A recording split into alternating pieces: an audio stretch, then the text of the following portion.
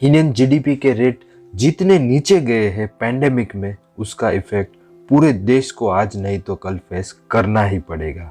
और इस इफेक्ट को मिनिमाइज करने के बहुत सारे तरीके भी है।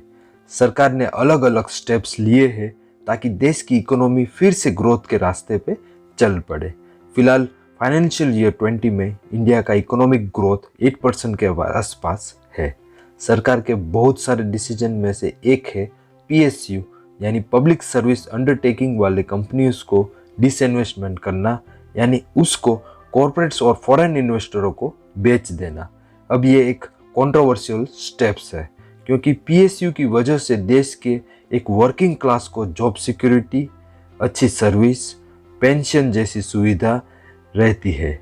सरकारी नौकरी के फायदे और लॉसेस क्या क्या है ये सब पे बात करेंगे। देखते हैं PSU का फ्यूचर्स क्या है, वो भी हम आगे बात करेंगे। और बात करेंगे कि एक बार अगर कोई कंपनी बेच दी तो फिर क्या वो एक बहुत बड़ा रॉन्ग स्टेप साबित हो सकता है फ्यूचर्स में। आज के वीडियो में इन सारे सवालों के जवाब दूंगा मैं, लेकिन उसके लिए आपको वीडियो को अंत तक जरूर देखना पड़ेगा और चैनल को सब्सक्राइब कर लीजिए, साथ में बेल आइकॉन भी हिट कर लीजिए ताकि जब भी मैं नया वीडियो अपलोड करूं आपको सबसे पहले नोटिफिकेशन मिले। अगर आपने अभी तक डीमैट अकाउंट नहीं खुलवाया तो प्लीज़ मेरे दिए गए डिस्क्रिप्शन में लिंक पे जाकर आप अपना free of cost demat account खुलवा सकते हैं। मैं हूं निकुंज टेक्सू विचार से, तो लीजिए शुरू करते हैं।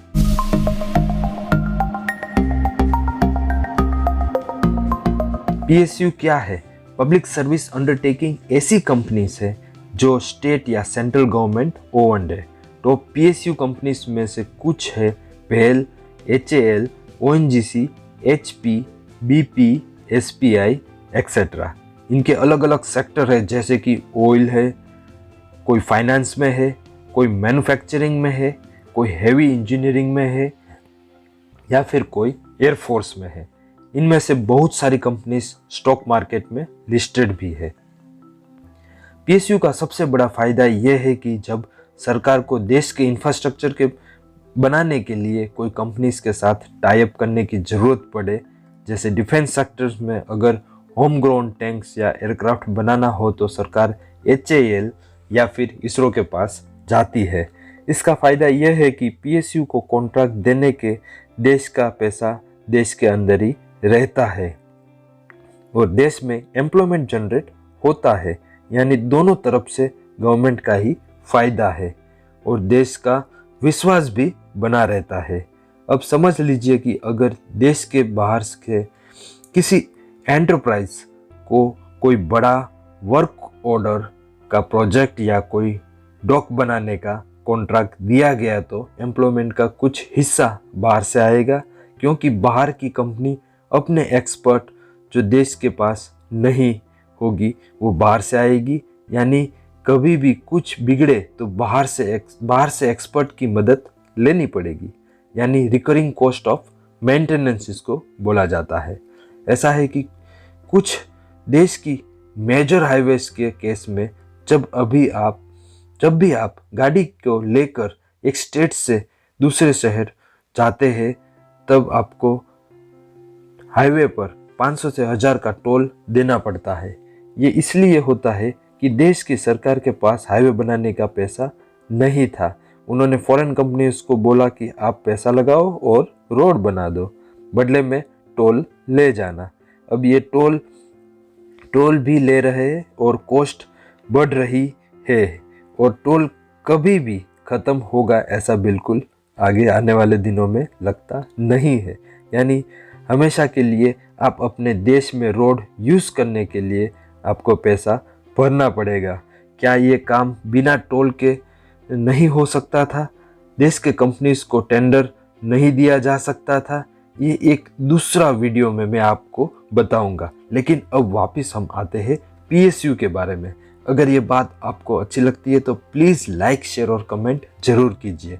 और आपने अभी तक डीमैट अकाउंट नहीं खुलवाया तो मेरे दिए गए डिस्क्रिप्शन में लिंक पर जाकर अपना free of cost demat account खुलवा सकते हैं। अब अगर फॉरेन कंपनीज की जगह पर देश का ही कोई बड़ा प्राइवेट ऑर्गेनाइजेशन जैसे रिलायंस या अडानी या टाटा को कोई देश का प्रोजेक्ट दे दिया जाए तो फिर टेंशन क्या है? क्या है बेटर ऑप्शन है? एक तरीके से बेटर है, क्योंकि सरकारी कंपनीज मिसमैनेजमेंट की मार झेल चुकी है। इंडियन सरकारी कंपनीज के बारे में न जाने कितने कार्टून्स बनाए गए हैं जहां काम के सिवाय सब कुछ होता है, लेकिन इसके लिए रिस्पॉन्सिबल कौन है? ओवरऑल पीएसयू को मैनेज करने वाली मिनिस्ट्री ही है, जिसमें सालों से लॉस में जा रही है।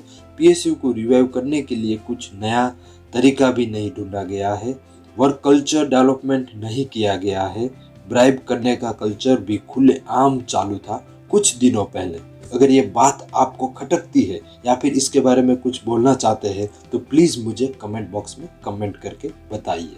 और आपने अभी तक डीमैट अकाउंट नहीं खुलवाया तो प्लीज़ मेरे दिए गए डिस्क्रिप्शन के लिंक पर जाकर अपना free of cost demat account खुलवा सकते हैं। अब दूसरी तरफ पीएसयू भी जो सर्विस देश के लिए स्टेट्स में प्रोवाइड करती है, जैसे एनटीपीसी, डीवीसी एक्सेट्रा, बिजली जनरेट एंड डिस्ट्रीब्यूट करती है, उनका बकाया पेमेंट कई स्टेट्स ने नहीं किया गया बहुत सालों से। इसलिए भी इन कंपनीज के फाइनेंशियल बहुत ही बुरी हालत में है। इन पेमेंट्स को स्टेट से रिकवर करना भी कोई तरीका नहीं सोचा गया कितने दिनों से। तो अब जाकर देश में 300 से भी ज़्यादा पीएसयू जो है उसकी 95% कंपनियां बीमार है, यानी फाइनेंशियली चैलेंज्ड है। इनको रन करना बिल्कुल ही मुश्किल हो चुका है। Air India disinvestment. आप सब ने देश का गर्व एयर इंडिया के बारे में सुना ही होगा, कैसे महाराजा की पगड़ी तक डेप्ट में अटकी हुई है और बहुत दिनों की कोशिश के बाद भी इसको रिवाइव नहीं किया गया। इसलिए टाटा ग्रुप्स, जिसने इनिशियली एयर इंडिया को लॉन्च किया था, उसी के पास एयर इंडिया फिर से जाने वाली है।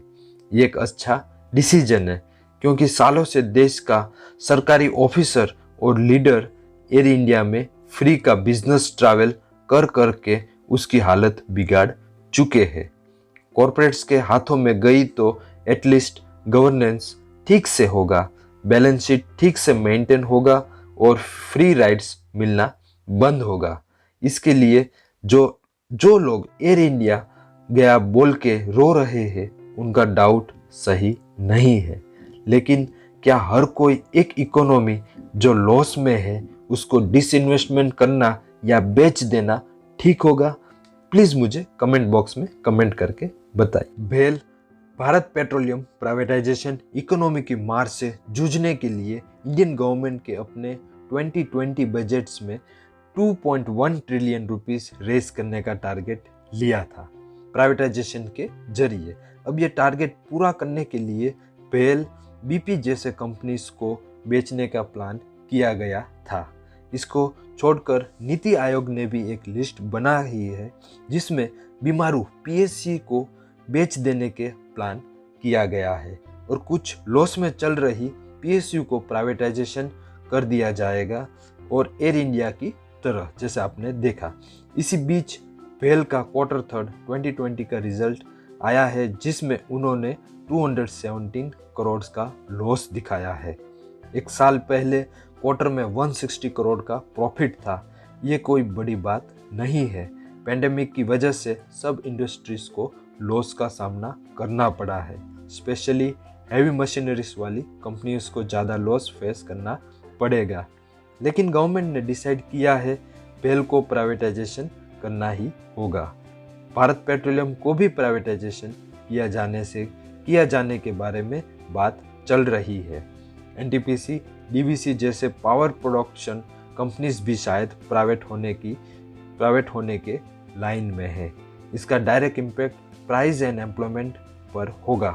पेंशन खत्म हो जाएगा एक आने वाली नई जनरेशन के लिए, जिसका मतलब होगा इकोनॉमिक अनसर्टेनिटी बढ़ेगी तो फिर यूथ डिस्टेबलाइज होगा, उनका फ्यूचर डिस्टेबलाइज होगा। प्राइवेट कंपनीज अपना प्रॉफिट देखेगी, देश की भलाई के लिए कितने कदम उठाएगी, ये भी देखने वाली बात होगी। लेकिन ओवरऑल पब्लिक के मन में ये बात जरूर रहेगी कि शायद आने वाले दिनों में इंडिया में एक भी अच्छी सरकारी नौकरी ना रहे, IAS, IPS और 2 बैंक को छोड़कर। प्राइवेट कंपनीज आर्टिफिशियल इंटेलिजेंस और ऑटोमेशन को यूज करेगी और पैसा बचाएगी, तो एम्प्लॉयमेंट जनरेट बहुत ही कम होगा। अगर प्राइवेट कंपनीज जिनके पास ये सब डोमेन में ऑपरेट करने का कोई एक्सपीरियंस नहीं है, तो फिर ये प्लान फेल हो जाएगा और कंपनीज परमानेंटली बंद हो जाएगी। तो फिर देश में हेवी इंजीनियरिंग की कोई कंपनीज ही नहीं रहेगी। रेलवे प्राइवेट प्लेयर्स के पास आ जाएगी और वो रन करेगी, तो उनका फेयर भी राइस हो जाएगा, जिसका मतलब प्राइस राइस और इन्फ्लेशन। इसको टैकल करने के लिए अगर गवर्नमेंट ने कोई प्लान नहीं बनाया, तो बेचने के चक्कर में ऐसा न हो कि एक दिन आपके पास बोलने लायक एक भी इंडस्ट्री ना बचे। खाना बनाना और बेचने के सिवा आपके पास कुछ नहीं बचेगा। अगर ये आपको मेरा टॉपिक अच्छा लगता है तो प्लीज़ लाइक, शेयर और सब्सक्राइब जरूर कीजिए। दोस्तों, वीडियो बनाने में बहुत ही मेहनत लगती है, तो अपने फ्रेंड सर्कल और ग्रुप में जरूर फॉरवर्ड कीजिए और एक लाइक तो जरूर बनता है। मैं हूं निकुंज, टेक सुविचार से। मुझे दीजिए इजाजत, मिलते हैं नए वीडियो में।